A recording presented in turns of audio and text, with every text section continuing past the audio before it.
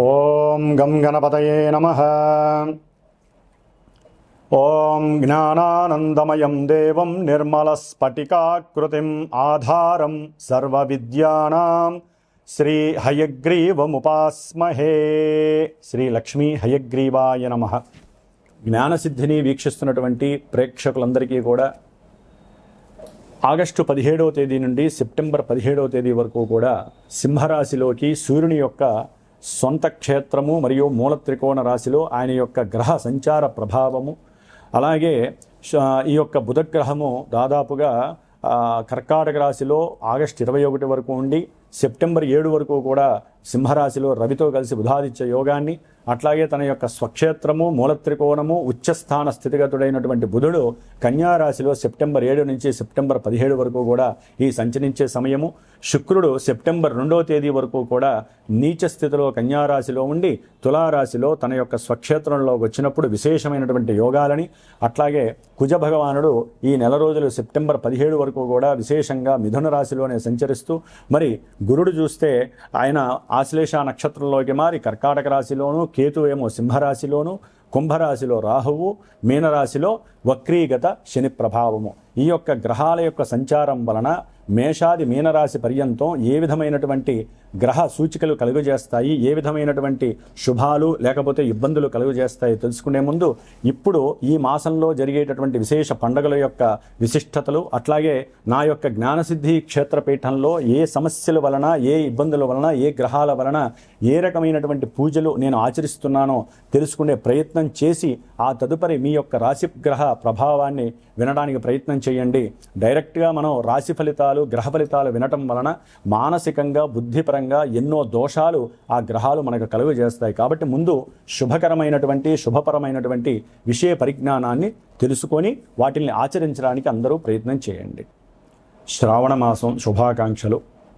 ఈ యొక్క శ్రావణ మాసంలో మనకి గ్రహాలలో మార్పే కాకుండా మరి ఈ ఆగస్టు 14వ తేదీ నుండి కూడా, అంటే దాదాపుగా 13వ తేదీ నుండి కూడా విశేషమైనటువంటి శ్రావణ మాసం పండగలు ప్రారంభం అవుతున్నాయి. శ్రావణ మాసంలో 14వ తారీఖున మొదటి శుక్రవారం ప్రారంభమై 21 రెండవ శుక్రవారము, శ్రావణ పౌర్ణమి 28వ తేదీ.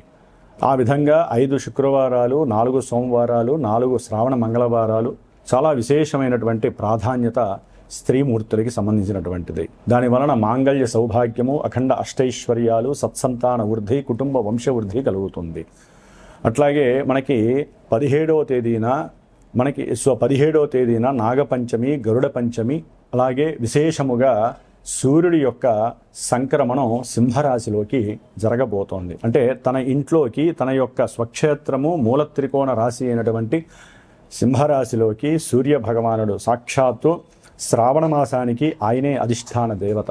మరి ఆ మహానుభావుడు తన యొక్క సొంత ఇంట్లోకి వచ్చినప్పుడు అన్ని రాశుల వారికి, అన్ని నక్షత్రాల వారికి జరుగుతున్న దశ అంతర్దశలన్నీ కూడా అనుకూలించాలని ఆశిస్తూ, అట్లాగే శ్రావణ పౌర్ణమి విశేషముగా ఈ నెల ఆగస్టు 28వ తేదీన మరి అదే రోజున స్వామివారు మనకి జ్ఞానాన్ని భిక్షగా అందించజేసేటటువంటి హయగ్రీవుని యొక్క జయంతి, అంటే ఉత్పత్తి.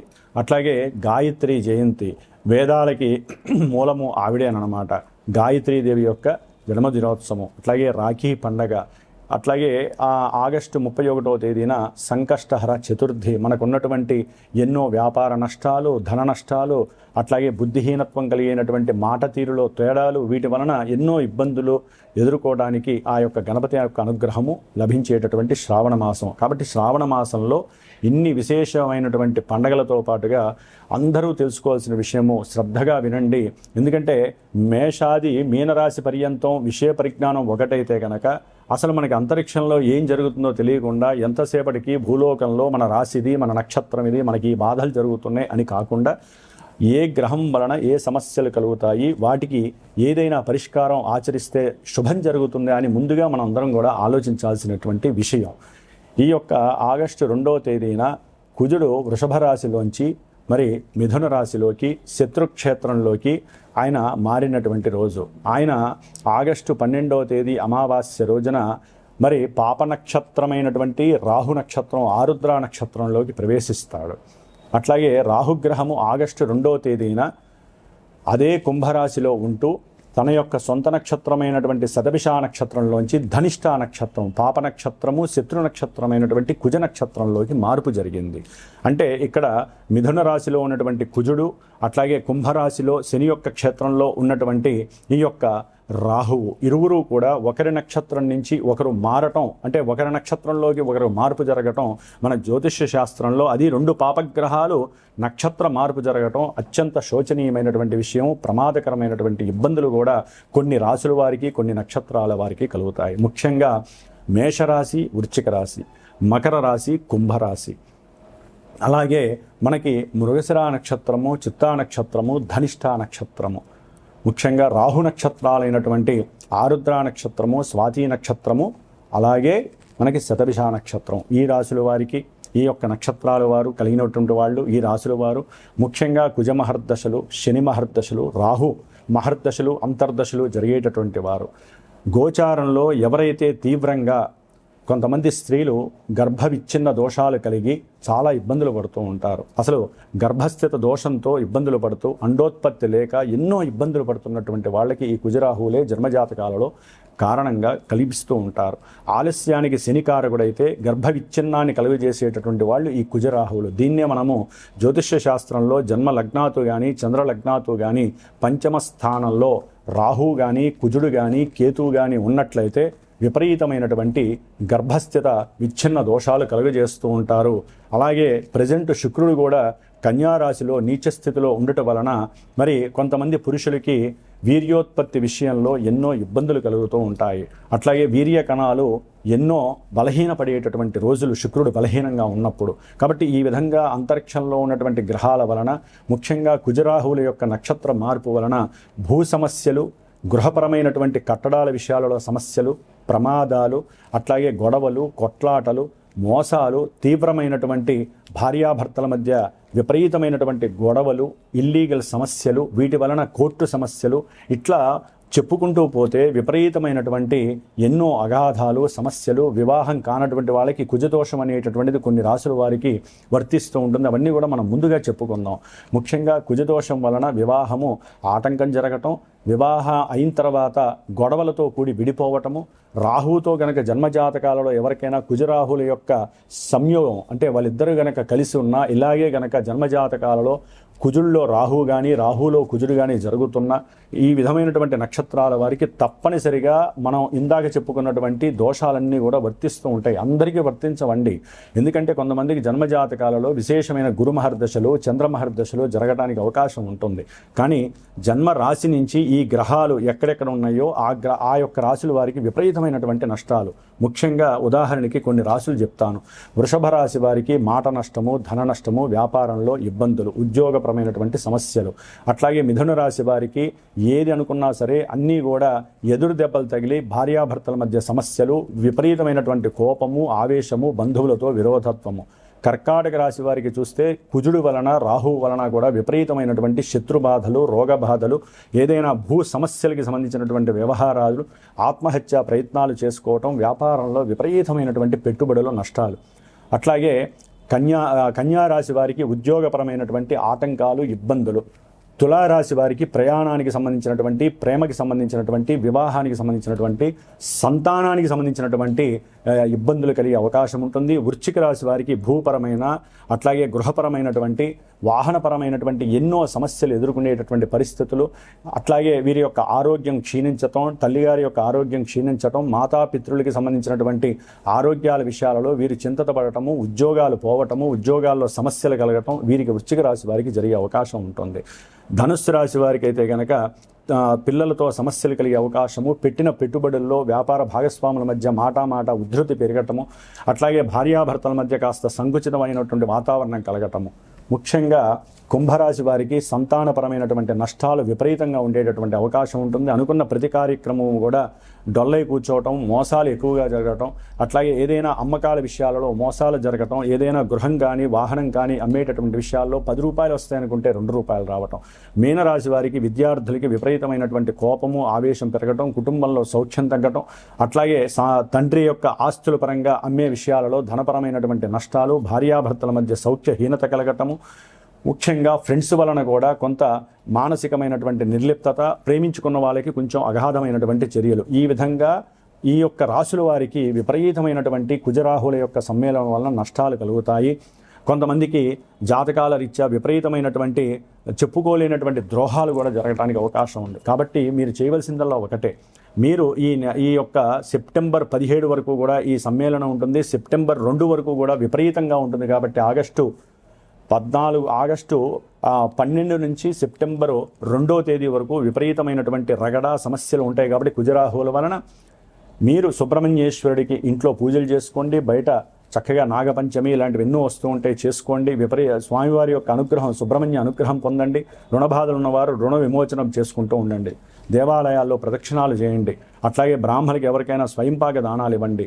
ఇవన్నీ కుదరట్లేదు, విదేశాలలో ఉన్నాం, లేకపోతే మాకు సమయం సరిపోవట్లేదండి, లేకపోతే మంత్రబలం చాలా గొప్పది అనుకుంటే మా యొక్క శ్రీమాత జ్యోతిషాలయ పీఠంలో విశేషంగా ఈ సమస్యలు ఎవరైనా సరే అనుభవిస్తున్న వాళ్ళకి నేను ప్రత్యేకించి నిత్యము కూడా గోత్రనామాదులు తెలియజేసి కుజరాహుల యొక్క దోష పరిహారార్థమై, అట్లాగే దంపతుల యొక్క అనుకూలత కోసమే, సత్సంతాన యోగ్యత కోసము, విశేషంగా భూమి గృహము వీటికి సంబంధించినటువంటి దోష పరిహారార్థమే నేను ప్రత్యేకించి ఆగస్టు 15వ తేదీ నుండి కూడా శని భగవంతుడికి అట్లాగే కుజరాహులకి సంబంధించినటువంటి శుక్రుడికి సంబంధించినటువంటి దోష పరిహారార్థమై సుబ్రహ్మణ్యేశ్వర స్వామి యొక్క ప్రీతికరమైనటువంటి సర్పసూక్త జపాన్ని, శనికి సంబంధించినటువంటి విశేషమైన శని జపాన్ని, మంజుసూక్త జపాన్ని, అట్లాగే రాహు వల్ల కలిగేటటువంటి సమస్యలు, భయము, భ్రాంతులకి సంబంధించి దుర్గా సూక్త జపాన్ని ఆచరిస్తూ దాదాపుగా సెప్టెంబరు 4వ తేదీ వరకు కూడా ఇది జరిగే అవకాశం ఉంటుంది. తరువాత కుక్కే సుబ్రహ్మణ్యేశ్వర స్వామి దగ్గరికి వెళ్ళి ఈ 18 రోజులు ఎవరి పేరు మీద అయితే గనక స్వామివారు అంటే చిన్న సుబ్రహ్మణ్యేశ్వర స్వామి వారి యొక్క పంచలోహ విగ్రహాన్ని ఆయనకి అభిషేకం చేసి ఆరాధన చేసి దారాదత్తం చేస్తామో ఆ యొక్క రక్షని స్వామివారి దగ్గర పూజ చేసి కుక్కే సుబ్రహ్మణ్యేశ్వర స్వామి దగ్గర ఎవరైతే గోత్రనామాదులు నాకు ఇచ్చి నేను 18 రోజులు వారి యొక్క శ్రేయస్సు కోసము, సంతానం కోసము, గృహయోగ్యం కోసము ఏవైతే కోర్టు సమస్యల వలన ఇబ్బందులు పడుతున్నారో అవన్నీ నిర్వీర్యం కావడానికి, మీకు స్వలాభం కలగటానికి, ఆరోగ్యవంతులే ఉండటానికి నేను చేసే ఈ ప్రయత్నంలో ఎవరైతే సహకరిస్తారో వారికి ప్రత్యేకించి హోమం చేసి ఆ హోమ ద్రవ్యాన్ని పంపిస్తాను. ప్రతిదీ కూడా మీ అందరికీ అప్డేట్ ఉంటూ ఉంటుంది నేను చేసే ప్రతి పూజ కూడా.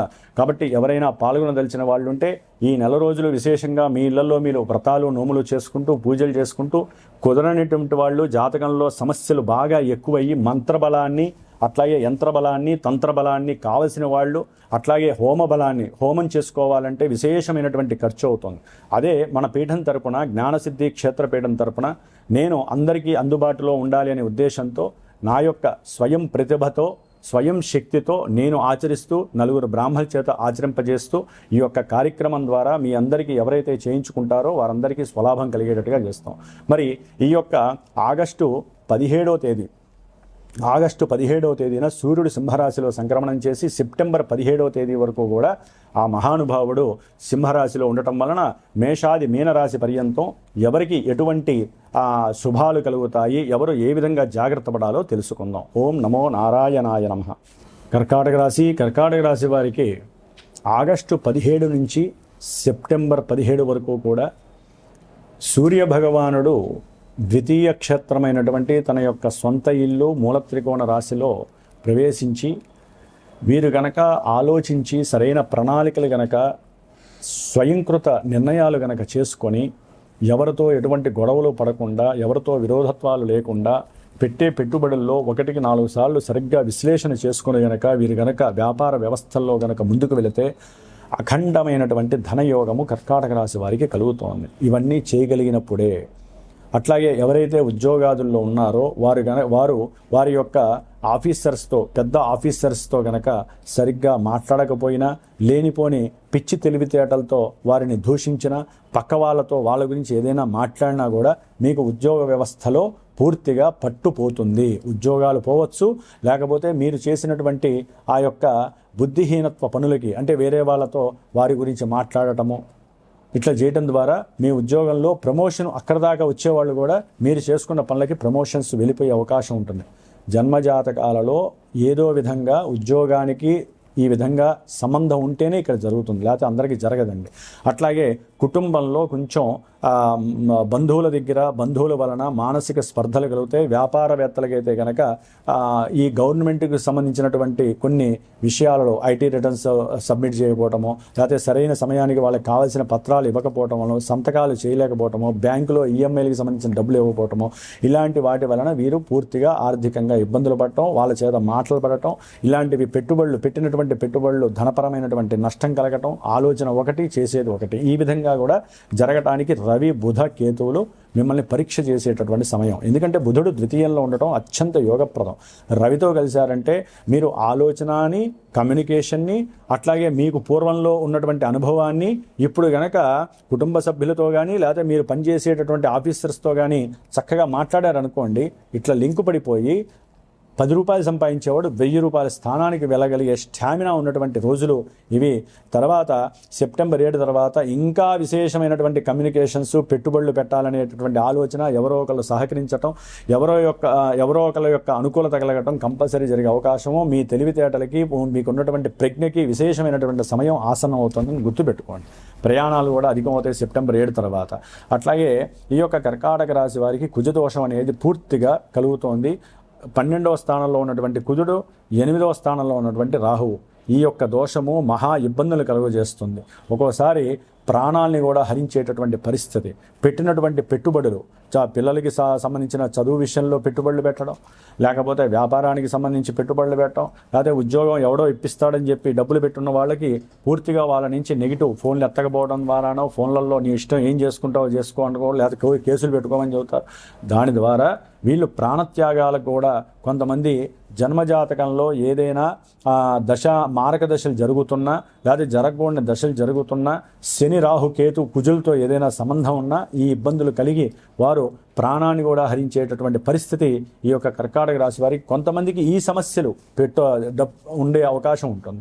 కొంతమంది ఏదో ఆలోచిస్తారు అంతర్గతంగా, ఎవరికీ చెప్పకుండా ఎవడో బంధువు చెప్పాడు, ఎవడో తెలిసినవాడు చెప్పాడు అని చెప్పి ధనాన్ని తీసుకెళ్లి పెట్టుబడి పెట్టి నాశనం అయిపోయే వాళ్ళు కూడా చాలామంది ఉంటారు. జాగ్రత్త.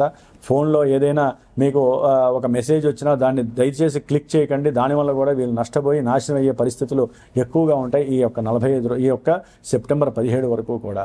అట్లాగే కుజదోషం వలన ఈ యొక్క దృష్టి కర్కాటక రాశి వారికి కుజుడి యొక్క దృష్టి 7వ భావం మీద పడటం ద్వారా వివాహపరమైనటువంటి ఆటంకాలు, వివాహం ఆచరించే సమయంలో గొడవలు, బంధువుల పరంగా ఏదో ఒక సమస్యలు రావటము, లేకపోతే ఎవరికో మాకు సరిగ్గా అందలేదని కావాలని బంధువుల్లో కూడా మీ మీద పసిగట్టి మీ ఇంట్లో జరుగుతున్నటువంటి శుభకార్యానికి వీళ్ళు నిఘంటువులుగా నిలిచి విఘాతం కలిగించడానికి రెడీగా ఉంటారు.